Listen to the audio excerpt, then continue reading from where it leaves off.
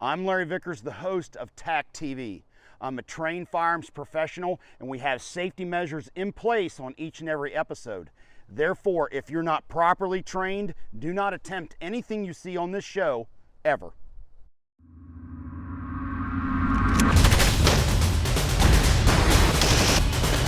Going hot!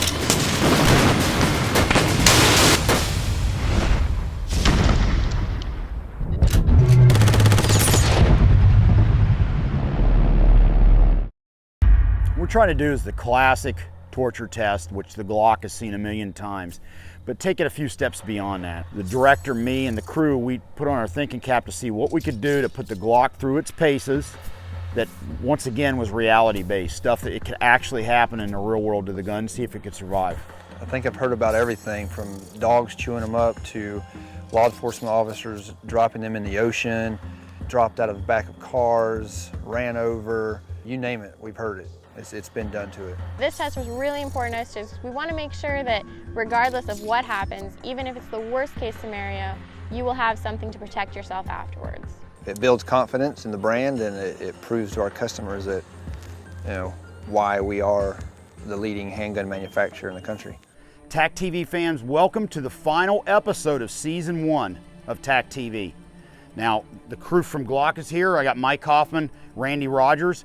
They saw what we did earlier in the year with the Daniel Defense M4 in terms of the torture test that we did with it. They wanted to see if we could put the Glock through a similar torture test with a law enforcement and a military flavor to it.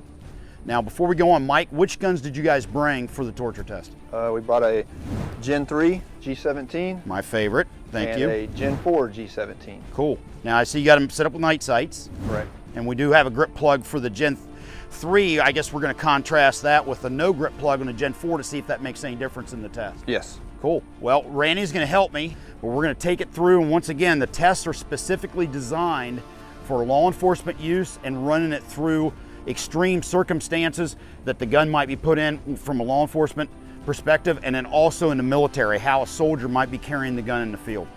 Should be a blast. Okay, we're going to kick this off with a little test fire. Randy's shooting the Gen 4, I'm shooting the Gen 3, both Glock 17s and 9mm. We have 2 loaded magazines. These are brand new guns, just brought them up from Smyrna, Georgia, so we're gonna run 2 magazines each on this steel to make sure they're functioning correctly. Then we're gonna reset for the next test. All right, you ready? I'm ready. I'll go hot first. Going hot. We have tested these guns completely, before we release them back at our factory, back in our testing facility. And I really have confidence that, they'll do well and they'll come through. They may look a little worse for wear, but I have confidence in them, and I know that the law enforcement that carry them now and the military that carry them now also have that same confidence.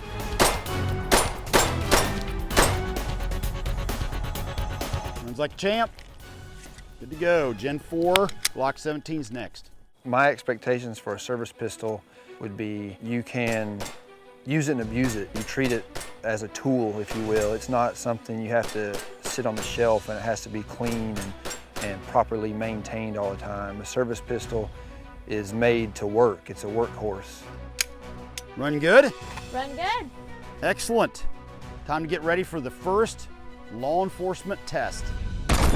Okay, first test is the dirt test. And if you remember back to the Daniel Defense M4, we came out here to the dirt pile, buried it, and brought it out and shot it at a piece of steel. We're gonna do the same thing with the Glocks. Now I have mine, this is a Gen 3, it's in the military mode. What that is, magazine's loaded, in the gun, triggers pulled, empty chamber, and I even tape the muzzle, which is something I did when I was in the military. So most guys, unless they have the need to transition to the gun in a short time frame, they carry the gun in condition 3. Remember, me and my buddy Hackathorn told you on previous episodes, in the military, condition 3 is the normal mode of carry for a handgun, even like a Glock. Now Randy is gonna carry her pistol like a law enforcement officer would, which means loaded, round in the chamber, loaded magazine, ready to go. And we're gonna bury them in those modes. All right, ready to dig the holes? You ready, Randy? I'm ready. All right, good deal. I'll dig if you will hold my Glock. Well, you're hoping that basically the gun remains sealed enough that when you fire it, it sheds the dirt. And that's one of the good things about a Glock. Most modern handguns, per se, is they're very sealed when they're in battery. One of the things that I did, I put a grip plug in mine, which I prefer. It seals it even more and it helps with reloads. The problem is if you get dirt and debris inside where the tolerances are finer, that's where you can run into functional issues. I'm gonna throw mine down in. You want, make sure yours is loaded and you can throw it in. All right.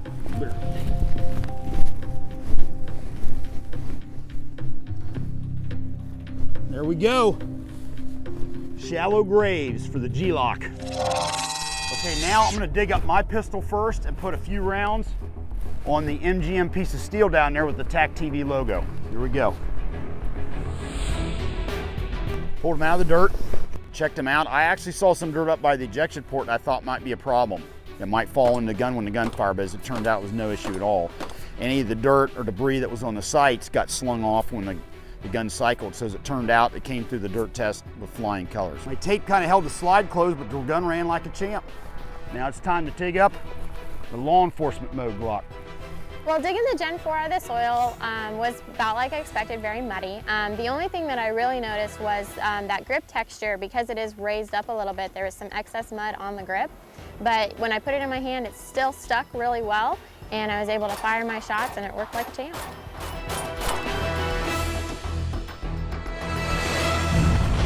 Okay, both guns came through it, the dirt test that is, with flying colors, which is what we expected. This has been done many times before in gun magazines and whatnot, so in typical TAC TV fashion, we're fixing to ratchet things up.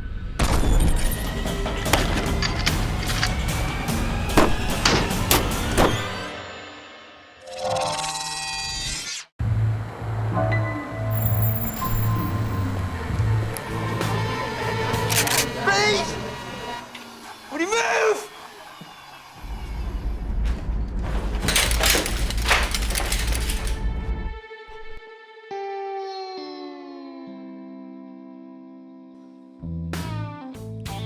Somebody picked the wrong diner.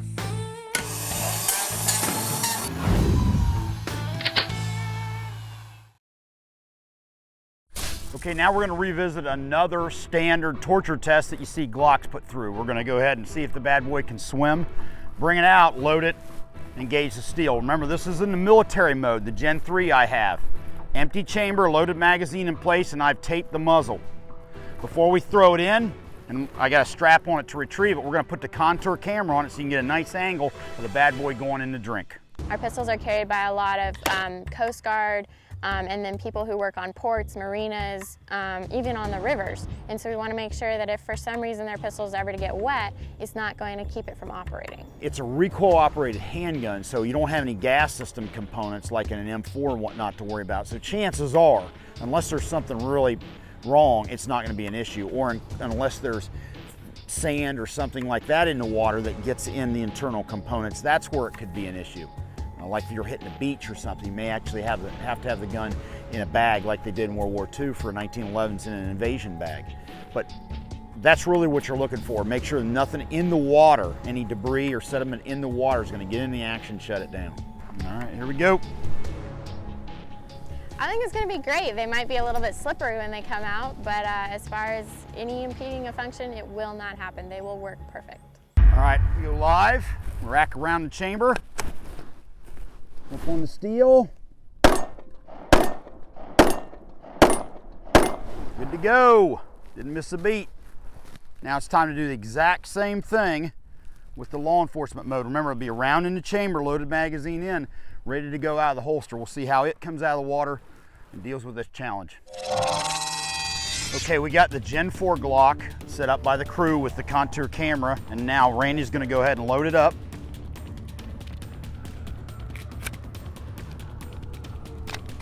All right, and she's gonna toss in and drink. Remember, do not attempt this at home. Well, if you leave a pistol in water for an extended period of time, obviously you're gonna get some rust on the inside springs. The outside of the pistol, if you leave it in there for months at a time, it will start to rust. However, the coating on it is rust resistant for average every day if it gets rained on or whatever. As long as you wipe it off, it's fine. So really the only thing you have to worry about is long exposure and rust.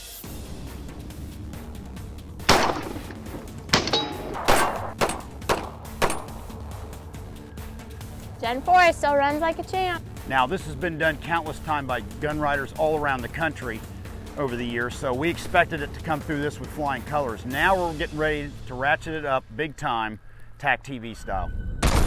We hold between 65 to 70% of law enforcement, and so our pistols see many different types of environments, and the water is another thing that the Glock sees every day.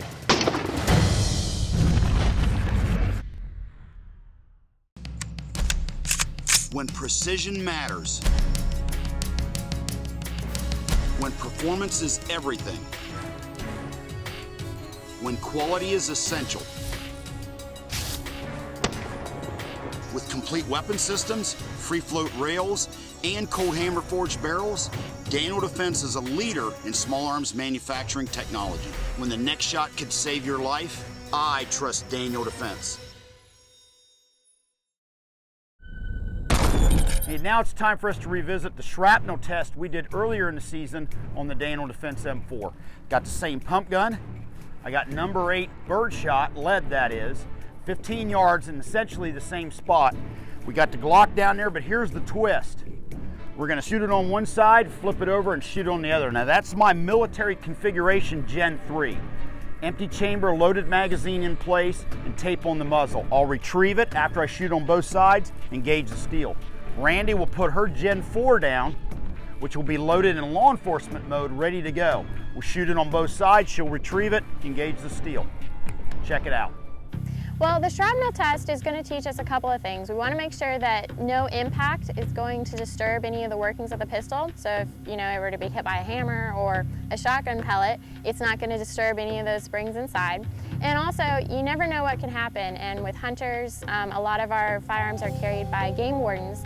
If for some reason some mistake were to happen where an officer's pistol was hit by shotgun rounds, we want to make sure that it's still going to work, it's still going to function properly. I think it's just gonna take the shot and keep on going.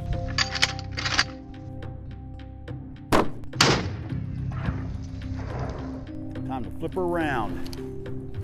There's the wad. All right, time to flip it over. One more shot. Okay, shot number 2. Going hot. All right, now I'm gonna go down, fire it up. You can definitely see where it hit. The lead shot hit, it's got a nice little pattern on it. Doesn't appear to have done a whole lot to the plastic, but it has embedded a little bit. Right there. A bit of frag. Held up perfectly. There was some divots in the polymer, some discoloring from the rounds of the shot hitting the slide. All right, let me give it a shot here.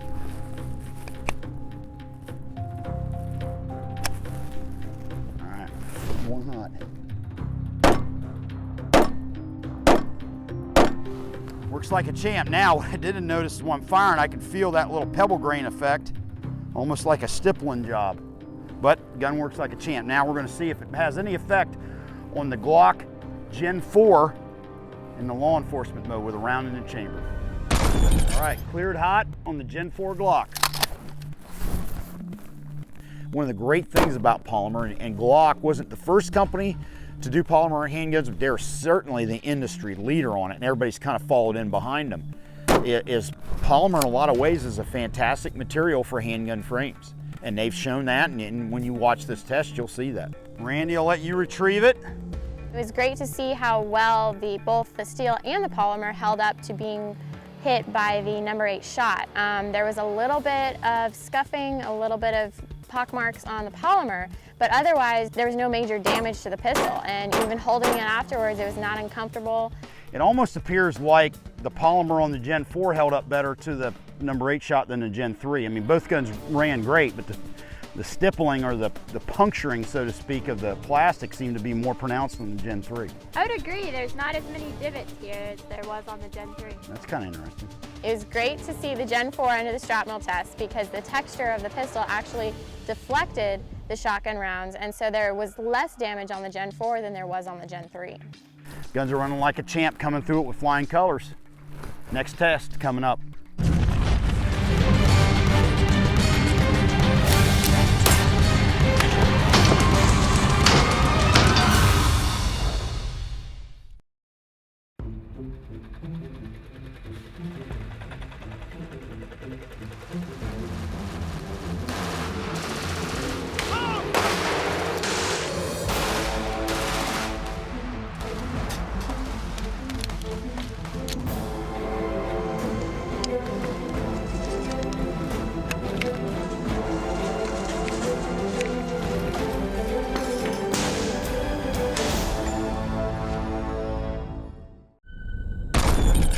before we get back to the Glock torture test, I had a chance to check out Surefire's new 60-round magazine for the M4 carbine.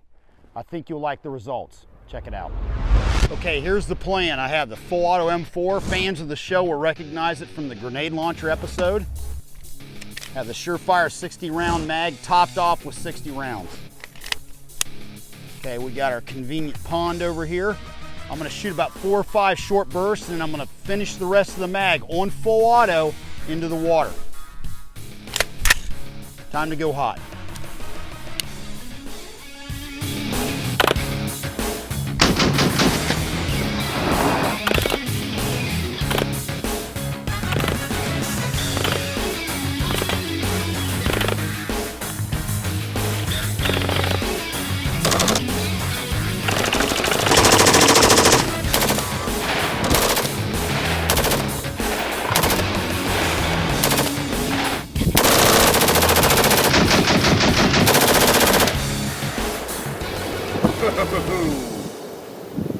Yeah, baby.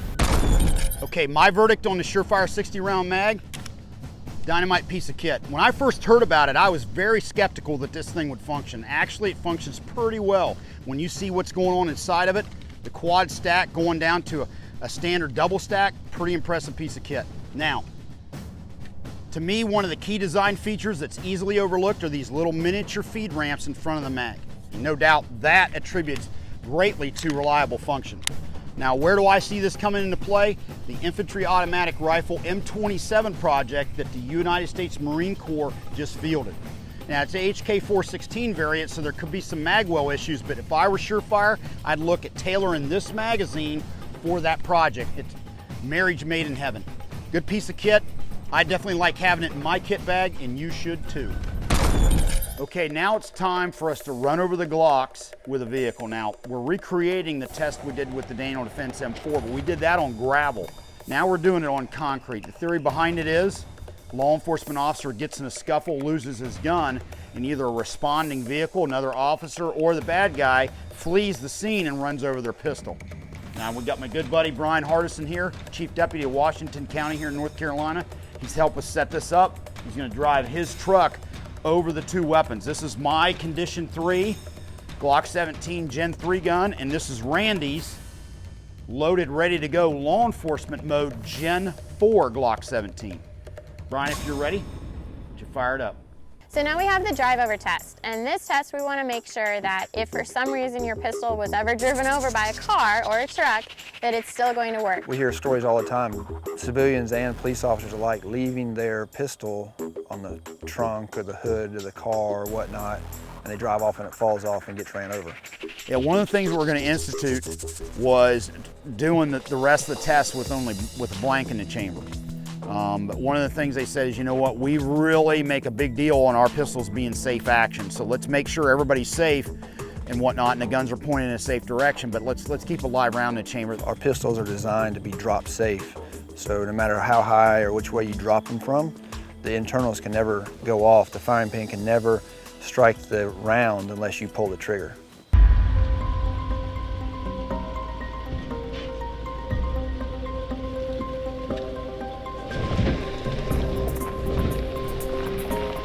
When we ran over the guns with the vehicle, frankly, when the guns were loaded laying on the pavement, nothing happened. I mean, it was, the guns kind of laughed at. We picked them up, racked it, and engaged. Okay, Gen 3.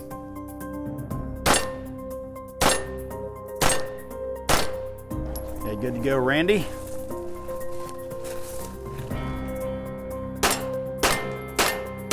They work. Yeah, good to go.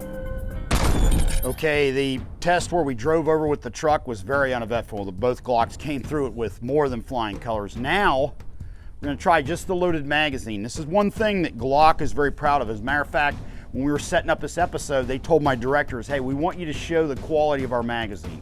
So one of the things we're gonna do, we got a couple tests in mind. This is the first one.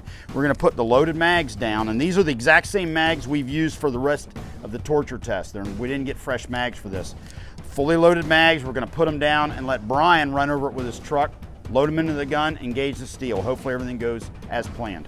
Here we go. They want to show the value and the quality of their magazines, which I had no problem with. I've always had great luck with Glock magazines. They're very well made, particularly once they added the metal reinforcement so they're drop free. They're an excellent magazine and very, very reliable. So theory is we want to highlight how durable they are, how well made they are, and the kind of punishment they can take and still remain functional at that particular time frame.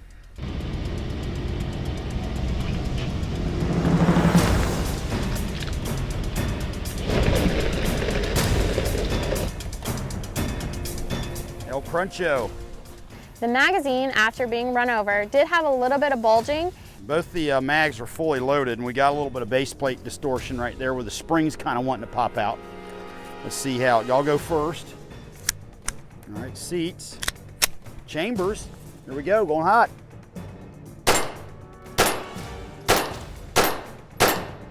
Cool, excellent. Surprisingly, the magazine still ran perfect the entire 16 rounds, so I was really excited to see that. Now obviously I'd replacement my first opportunity, but the magazine's worst case in this scenario, they got dropped on concrete, ran over, you could use them. Again, in this scenario, went good. That was pretty cool. Okay gang, it's 8:30 at night, day one of the Glock torture test film day. And it's about time to wrap it up. We got a little surprise for the Glock crew. Me and my crew came up with the idea to freeze these bad Johnsons in the freezer overnight. Take them out to resume the torture test on day two, but see how they perform after coming out of basically a frozen block of ice. All right, this is my Glock 17 Gen 3 that's gonna be in the military mode, condition 3, muzzle taped. Keep in mind, we have not lubricated or cleaned the gun since we started the test, so it has the same dirt and debris on it it's had all day. I'm gonna put the pan inside the freezer, then load this one and get it ready to go as per the rest of the test we conducted today. All right, and then I'm gonna top it off with water, put this bad boy Betty by. Here we go. Here we go. Here we go. Night, night, G-Lock. All right, gang, straight up, I have no idea how this is gonna turn out. I've never done this with a firearm of any kind before, basically freezing it in a block of ice. This could be a miserable failure, we'll see. Gun writers claim they've done this stuff, we'll see. This is a first for me. We're gonna try it tomorrow. Here we go.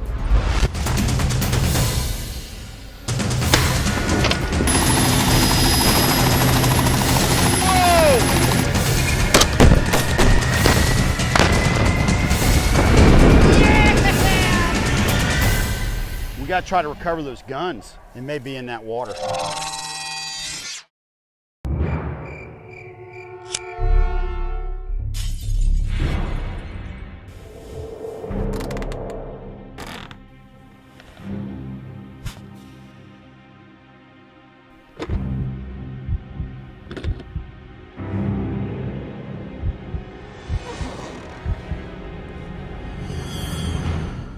Somebody picked the wrong house.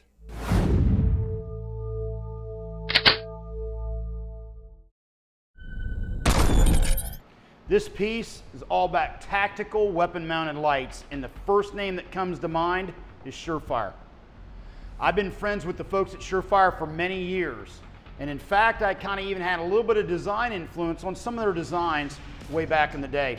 I'm going to highlight some of their newer products and the way I prefer to set up my own X300 on my carbine. I've been doing it this way for quite a while now, and it's a really slick piece of kit. Why don't we start there?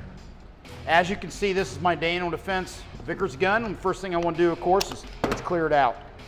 Mag out, visually inspect the chamber, weapon is empty, and then I'll go ahead and lock the bolt to the rear. Now, first thing first, I use an X300, not an X200. I like a little bit more punch that the 300 has, and I mount it to 12 o'clock position in front of the front sight post. Now the beautiful thing about that is you can see your iron sights, your red dot, and it doesn't interfere with your field of view in terms of the X300 and its location. Also, it's completely ambidextrous. As a left-handed shooter, I shoot a long gun left-handed. I can come up with my support hand thumb and activate the white light with my thumb. Or if I switch shoulders and go to the right side, now I can do exactly the same thing with my other thumb. Works like a champ. I don't need a tape switch. And like I said, completely ambidextrous. Now, word to the wise, if you have an exposed front sight like this one, sticking through your rail like on this Daniel Defense Riz 2, you can get a little hot. So you either got to wear gloves or be careful about your thumb placement. an option you have is a low profile gas block that's pinned on, a full rail with a detachable front sight, a rail mounted front sight like the one DD has. That takes care of the whole heat problem. Now, one of the downsides to this position is if I want to change batteries, I got to take it off and change batteries and then put it back on, which this particular X300 is getting a little dim. It's time for me to do that. Also, if you're in law enforcement and military and you run an IR laser, you can't use it in the classic 12 o'clock saddle position like a lot of people like myself prefer to use, because it'll block the lasers, which means you're either going to have to put a laser on the side or the X300 or your white light's going to have to go on the side. Now, as far as white lights and IR and whatnot, let's talk about one of the latest and greatest from Surefire. This is the 720V, otherwise known as the vampire light. Now, it's in tan, they also make it in black. I saw this thing a couple years ago in SHOT Show, and actually it was the most exciting thing, in my opinion, of that particular year's SHOT Show. A few of the features: has a throw lever, quick detach on off. It also has the ability to go IR or white light in exactly the same light. You don't need a cover or anything like that for the IR function. It also has a disable switch in the middle, so no matter what, when you push on it, you're not going to have a white light feature. Now, it has a strobe feature to it, which I'm really glad to see. I felt like the strobe was something that was underexplored in the tactical white light community. Some people did it a while back, and I liked it. Now Surefire is finally coming on board, and the vampire light, as it's sometimes known as, or the 720V, has a strobe feature. So I want to go ahead and put it on visible, and then on my side here on my switch, I want to make sure it's on strobe. Now it gives me the ability to use it just like that. Works like a champ. I can also go constant on if I need to, like that. I don't need a strobe function, or I can flip it to the other side for infrared. Okay, the vampire light, unfortunately, is a little bit too big to mount it here at the 12 o'clock position. So when I run it on my gun, when I set one up with it, I'm gonna have to run it on the side or the bottom. One of the features it does have that, like the X300 doesn't have in this position, is I can flip open the battery cap, take the batteries out and swap them. I don't have to take it off the rail. When you incorporate the rail grabber tape switch, pretty slick piece of kit. It took Surefire a little while to bring it to the market, but it is pretty hot. Real hot seller, not cheap, but you get what you pay for, Holmes. Okay, last but not least, I want to talk you through the Mini Scout. The Scout light is a light that Surefire brought out a while back to make their lights a little bit smaller. For a while there, they were kind of running off in the direction of making them bigger and bulkier and brighter, and that's great, but unfortunately on a weapon like this, they were just simply getting too big, in my opinion. They came out with something called the Scout Light in the X200, which kind of went in the direction of making them smaller, but still just as powerful as something like a 6P or this Nitrolon.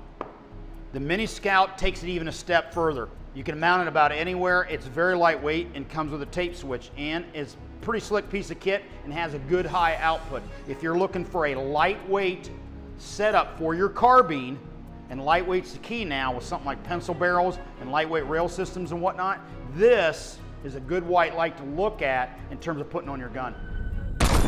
It's the most common home defense scenario in the country.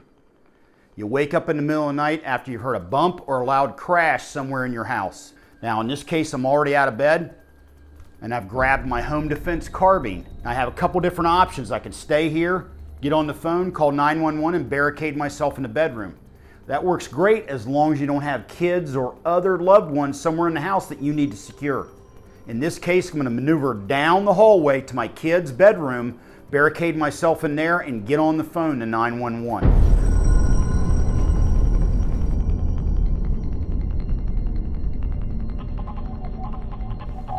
Okay, in this particular scenario, I'm using my doorway as cover. Now, I happen to be a long gun left-handed shooter, so this particular one works to my advantage. If I was a right-hander, you either got to switch shoulders or lean out. Remember, this is why we practice this stuff out on the range. Another thing to keep in mind is backlight. If it's dark down this hall and I've got a lit situation behind me, I can silhouette myself in the doorway to the bad guy. You got to keep that in mind at all times as you're maneuvering through the house. Now, one thing I've got here, I got my Surefire X300 at the 12 o'clock position on the rail. That way, if I have a line of sight with my iron sights or my aim point micro, then my white light has a line of sight also. If it's mounted on either side or the bottom, at some point in the game as I'm clearing myself through the house, I can white light right back on myself and blind myself instead of hopefully blinding the bad guy. Now, remember, use short bursts of light. You don't want to keep the light on too long because that tells the bad guy exactly where you're at. You want to scan a sector with short bursts of light and then maneuver from there. And last but not least, nobody knows the house better than you. So use the ambient light and the layout of the house to your advantage. If you know a particular area of the house is clear from the doorway, then as you maneuver forward, you're going to be dressing down on the area that you can't see that's not clear. All right, here we go. Okay, in this location, I want to talk to you about two things. One is white light. In this case, this particular area of the living room is so well lit, I don't have to use my white light. Remember, we use white light to positively locate and identify any potential threat. If I use a white light here, all I'm going to do is tell the bad guy right where I'm at. The other thing is dead space.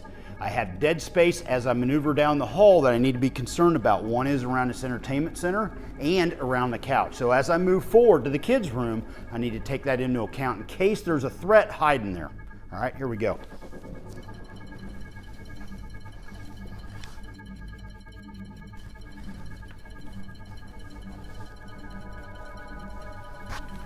Now it's time to talk about mirrors.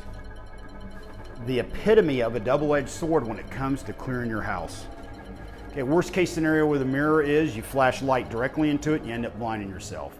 Best case scenario is you use the reflection from a mirror to help you clear the room without actually occupying the room. Where this comes into play is your rehearsals. You have to go through the house with your handgun, white light, and long gun, white light, figure out where your mirror's at and use them to your best advantage.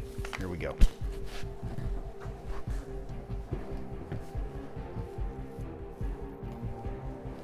Okay, last doorway I need to clear before I get into the kids' bedroom is the kitchen.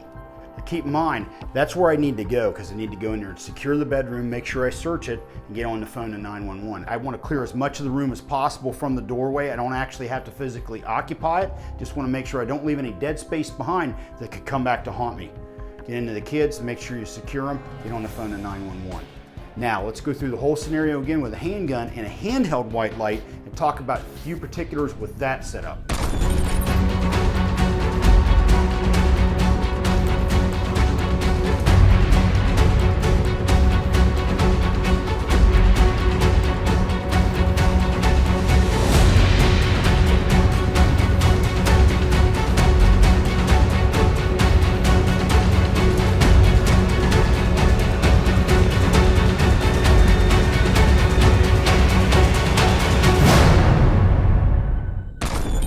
Okay, now we're going to go through the exact same scenario, but with a handheld light and a pistol. In this case, a Surefire Executive Elite and a Wilson 1911. A couple things here. I want to make sure my white light, if at all possible, is set up for momentary on-off. And 1911 or your handgun needs to have night sights. You need to have the ability to aim the gun and engage a bad guy without having the white light to illuminate your sights. All right, let's take it down.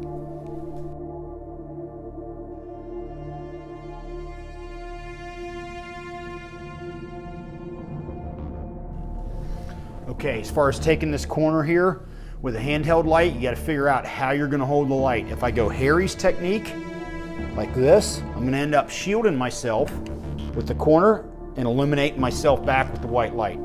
That's why I switched over to what I call the push-pull. I grab it by the bezel and I push it against the palm of the hand. Once again, it looks like this when I get into position. You can also use a cigar technique where you grab it between your two fingers and come in like this. Any of those work. However, depending on you have a right or left-hand corner, depends on the technique you use. Also, I like a smaller light like the Executive because it's easier to manage versus a bigger light, and it still has plenty of power. Remember, if I can illuminate all the way down the end of the hall, that's all I need. I don't need something that's going to blind you. All right, let's move to the next corner.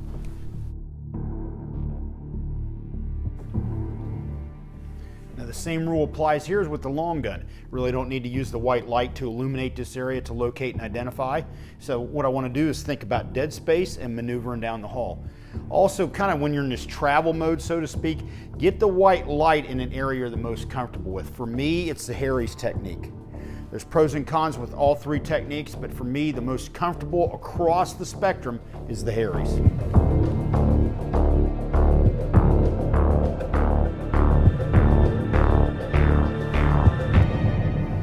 Same rule applies with the white light and handgun as it does the long gun and mirrors. Got to be careful because they'll work for you and work against you. This is a good time to bring up two alternate methods of using the white light.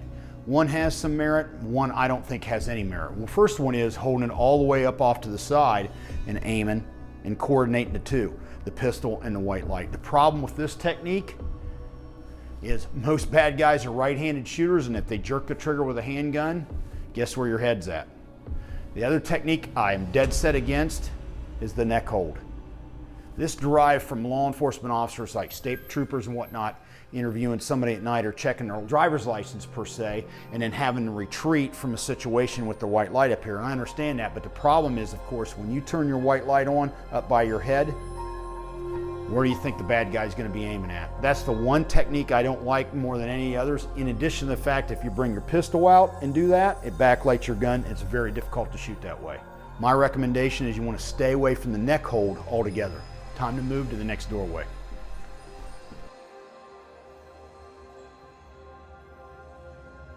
All right, same rule of thumb applies here as with the carbine. No need to occupy the kitchen before you go to the kids' room. Now let me wrap this up. First off, you gotta have a white light if you're gonna clear your house. Whether it's weapon mounted or handheld, it has to be a quality weapon light, all right? That's where Surefire comes in. They're definitely the industry leader on this, and they're the ones that I recommend first and foremost. If you're gonna use a long gun, have some kind of optic on it, some kind of red dot sight. Of course, I prefer aim point. If you're gonna use a pistol, use the one that you're the most comfortable with. That's the most important factor, the one that you feel that you can shoot the best. And last but not least, you need to have a plan. You need to have a plan to hunker down in your bedroom and call 911. You need to have a plan to clear your house. And you also need to have a plan to evacuate so you can grab your kids and your wife and Diddy Mao in case there's a lot of people in your house. All right, and remember, rehearse, practice. You don't want to be doing this for real when you hear a bump in the night for the first time.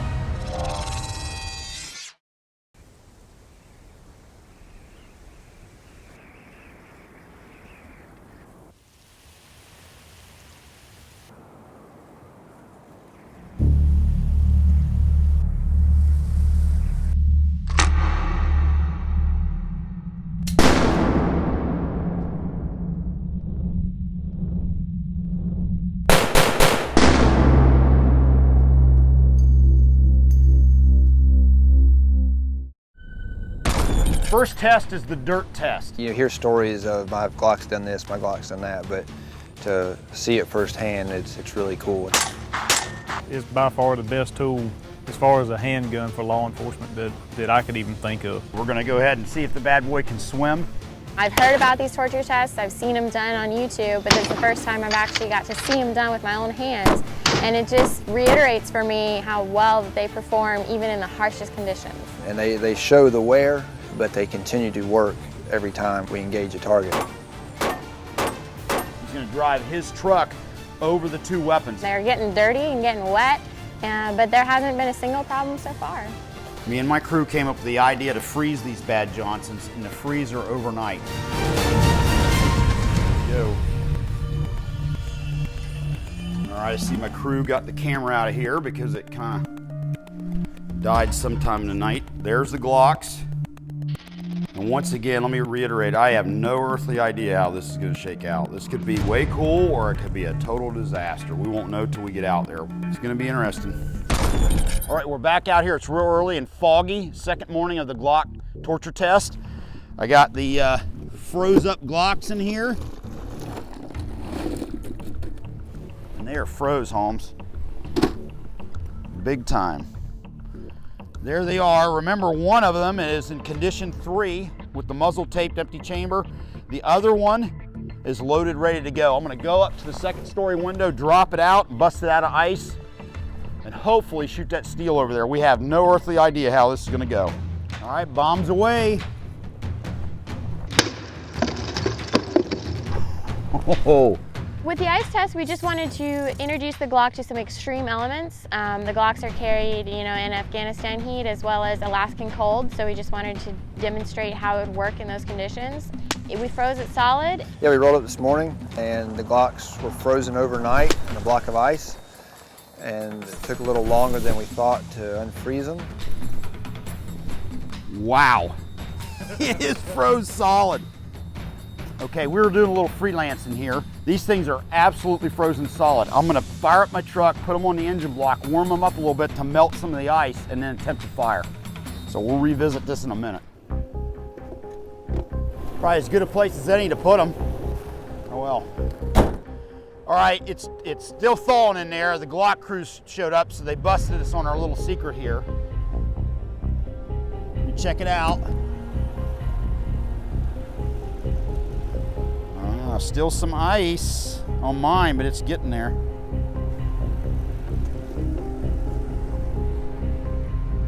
I think yours might be okay, Randy. I think so. Yeah, you're good. Thank you. Holster. When we opened up the pistols, when we took the slide off them, we found that the recoil spring was a solid block of ice. Might try to chip that off.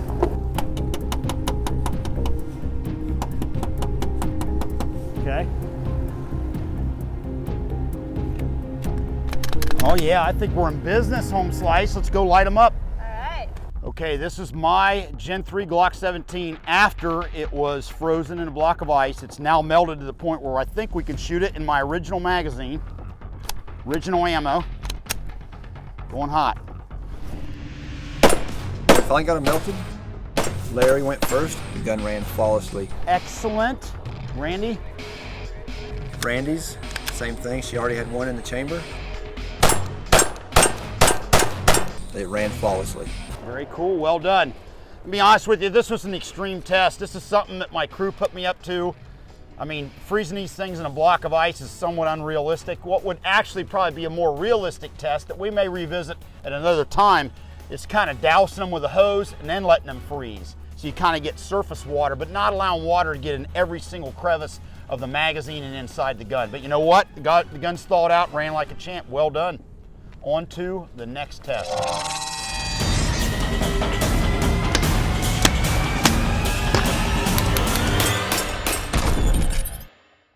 Hunting takes total awareness. It's you versus your quarry. Don't hunt with one eye closed or it can come back to bite you. You can't think about the shot. It just needs to happen. No matter where you go, no matter what you hunt, you need confidence because the moment of truth lasts just seconds. When it all comes down to making your shot, and failure is not an option. I trust Aimpoint. Aimpoint hunting sites give you the edge. All right, real quick, vehicle drop test, and we're gonna run over them with a following vehicle. This revisits what we did with the Daniel Defense M4. Randy's gun, of course, is gonna be condition 1 ready to go. Mine will be condition 3 empty chamber. One of the reasons we're doing this, one, it was a fan favorite from the earlier episode on the M4, and also Brian brought up a good example of law enforcement actually having this happening. We don't expect the Glocks to have any issue with this. We're gonna knock this out and continue on with the torture test. I felt kind of good. I was like, yeah, this is cool. I'm gonna run this thing over and see if I can't break it. The only thing I was worried about was that maybe it would be knocked out of battery, but again, once you pick the gun up, you can push that slide forward and it'll be fine.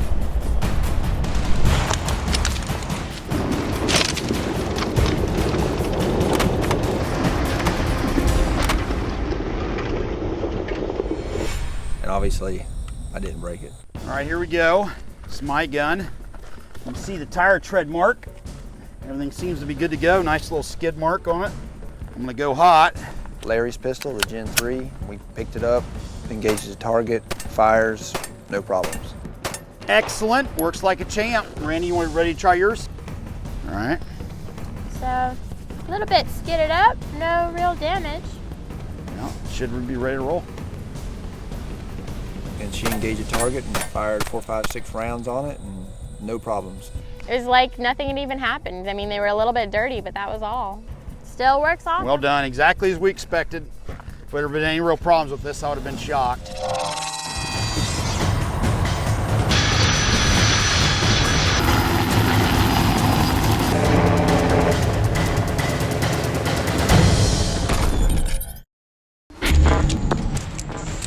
I'm Larry Vickers, the host of TAC TV. We're proud to have Wilson Combat on board as a sponsor, and since 1977, they've been getting the job done when it comes to the 1911. Bill Wilson has stayed on top of producing one of the best guns for the money anywhere in the world.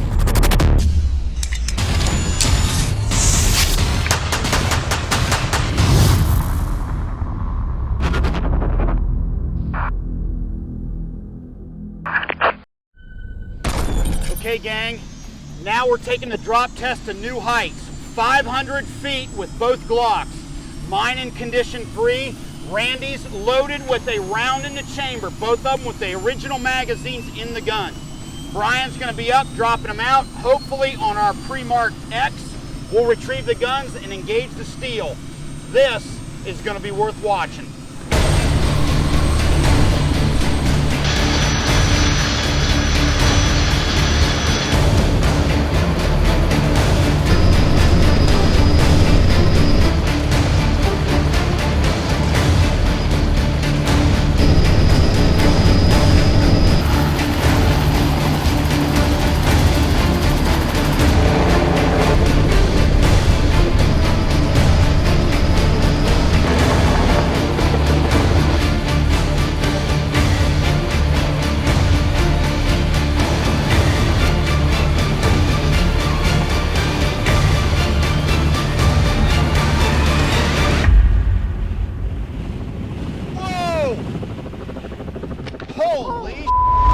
Holy crap. Because this, I mean, 500 feet's pretty high. 500 feet was a really long way for those guns to drop. Looking up at the helicopter, you know, it's strange. It's hard to tell how far it is. I thought it was a lot higher than 500 feet. I was surprised when they came down and said that, but they fell for quite a long time. Okay, there's yours. All right. This is mine. The contour camera came off.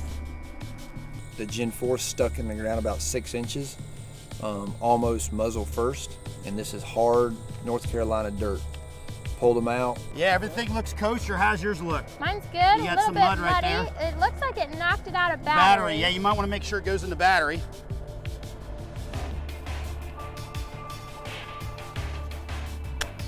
There we Go in go. battery, okay. All right, we're gonna come over and go live. Tape's still in place, loaded magazine's still in place. Ready to go live. All right, going hot. All right, come on up. When I fired it, there was a little bit of grit in the action. I could feel the trigger pull had gotten significantly heavier. I think some of the dirt from impacting the ground had gotten up in the action. However, the action was still working. Trigger a little heavy. Trigger's Kinda, a little is it still heavy. resetting? Still resetting. Shot 3 rounds just fine. It's a little bit stiff, but otherwise it still works. Wow, very cool. I would call both of them a successful test. Well done. 500 feet, way cool. Now, if you dug that, remember what we're known for here on TAC TV. Southern Thunder, baby, coming up next. Old girl here, at least that latter half of her, is fixing to go for a ride. Going hot. I thought it would be a mediocre explosion.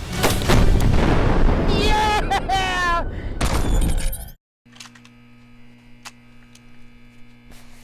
So why Daniel Defense?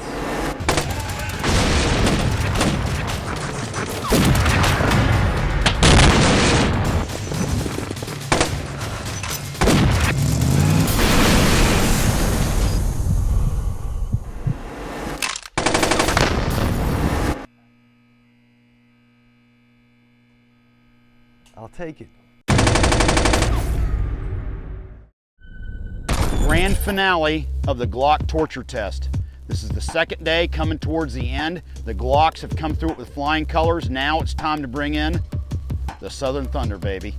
We got Tactical Tammy all dressed out here with her nice pins. We got 2 thigh rigs, 1 on each side. They're both right-handers, hence why we got a little cross-draw action there. Randy's gonna load hers up as per normal. Condition 1 with 1 in the chamber. I'm gonna have mine condition 3, and we're gonna holster them. Originally, we wanted to have the pistols out of the holsters because we didn't want any protection for the pistols, but we also wanted a real-world situation with the blast and the pistols. As a crew here, we really debated on how to have the handguns exposed to the blast, and we finally settled on the holster. Because face it, whether it's law enforcement or military, most of the time the handgun is in the holster, even when you're overseas. Only rarely is it going to be in your hands, especially if you have a long gun, as if you've transitioned to your handgun because your long gun's down. So we know the holsters are going to somewhat protect the guns from the blast. Because of that, we wanted to make sure it's only arm's length away, and it's 30 pounds of Southern Thunder, bro. And if you watch the DDM4 episode, you know what this is all about. This ain't no joke. Old girl here, at least that latter half of her, is fixing to go for a ride. Going hot. Well, I'd heard some stories about the Southern Thunder before we'd started, and I knew it was going to be a big bang. So I was expecting the mannequin to fly off. I didn't think there was going to be any problems with the guns. I was a little disappointed we had to put them in holsters, but we want to try to make this as real as possible, and that's something that could really happen. So I was expecting a big bang, and we'll see where the pistols end up. I thought it would be a mediocre explosion with some cool fire and whatnot, and the mannequin might be torn in half or something, you know, a gun over here, a gun over there, a holster, still in the holsters or whatever. That's honestly what I thought was going to happen. Mannequin, she took one for the team, that's for sure. All right, going hot.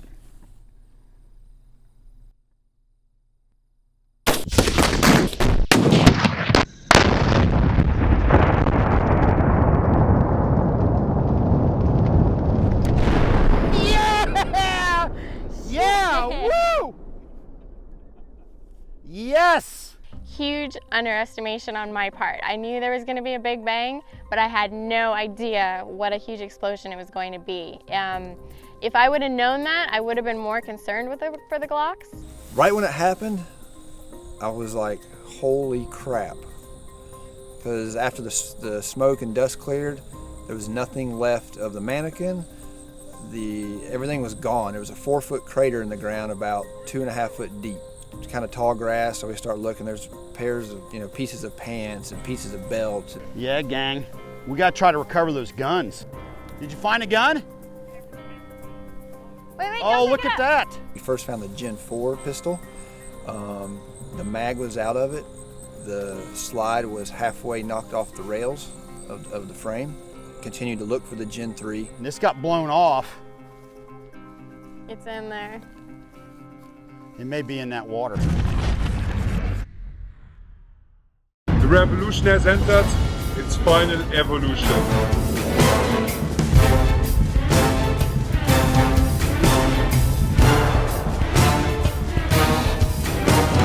Brought to you by US Palm. When the explosion took place, something came off the mannequin that looked almost like a gun flying through the air, so we thought that it had gone in the pond, and we were actually looking the last go to just to make sure that it wasn't on the ground. Boom. There it is. Oh. You find it? Yep. Cool. Which one? You got the mag in it? Everything intact. And when we found it, it was absolutely amazing. The holster protected it really well, and there wasn't really even a mark on it. Wow. You know what? I'll shoot this and see if it works and all that, and then we'll see if we can resurrect yours somehow. Sounds good. Okay. All right. Well, I was just glad to find them. First of all, I didn't care if they worked at this point. I was just happy to find them. I didn't have to go back to the bosses and explain I lost 2 pistols. All right, here we go. Excellent. It ran like it never even been in a blast. All All right, I'm gonna set it down and then see if we can somehow get your gun up and running. What happened here, gang, is it popped off the rail up front. See if there's a way you can eject the round out of the chamber. Is it not catching? It's almost wanting to come off. Almost. Can you get it? Yeah, it's not wanting to kick off. Hey Larry, why don't you give it a try? All right, and of course then our next hurdle, of course, is gonna be how do we pull the trigger, because the trigger got blown off. We wanted to make sure that we kept it safe because that was my pistol, so it was being carried in law enforcement condition, which means that it had a round in the chamber. That round didn't go off when the explosion went off, so the first thing that we really wanted to make sure of was that we got that round out so that it would be safe. Okay, wait a minute. There we go. There we go. The round's out of it. Okay, now we gotta figure out how the hell to get this frame off. Okay. All right, gang. Frame off. Let's do a good visual inspection before we try to do anything here. Other than the trigger being gone, everything seems to be okay. Let's see if we can get it back on. Whoa. It might fire. Let's try it. If you don't mind, I'll shoot it, Randy. Please. I'm gonna just shoot one round in it, gang. Okay, now the trigger's broke off. We've got it reassembled properly other than the fact that there's no trigger, no complete trigger. But what I'm gonna do here is aim it and squeeze it with the Moldite tool. There's only one round in it, no magazine. Just wanna get other rounds out of the equation here because this isn't exactly the ideal way to fire it.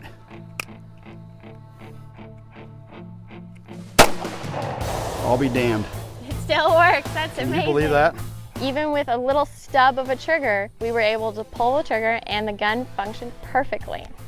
I mean, my gun was in pretty good shape. Frankly, when I saw yours and all the guts were out of the magazine and whatnot and the triggers broke off, I thought it was a write-off. But we were able to reconstruct it and get it to work, which is very impressive. If this doesn't want to make you go buy a Glock, I don't know what the hell would. That gun, basically serviceable. You replace the trigger and it's ready to go. Absolutely. Excellent. Thanks for coming, Randy. My Thanks for the pleasure. help. Thank you, Hope you Larry. enjoyed it. We did. Great final episode for TAC TV Season 1.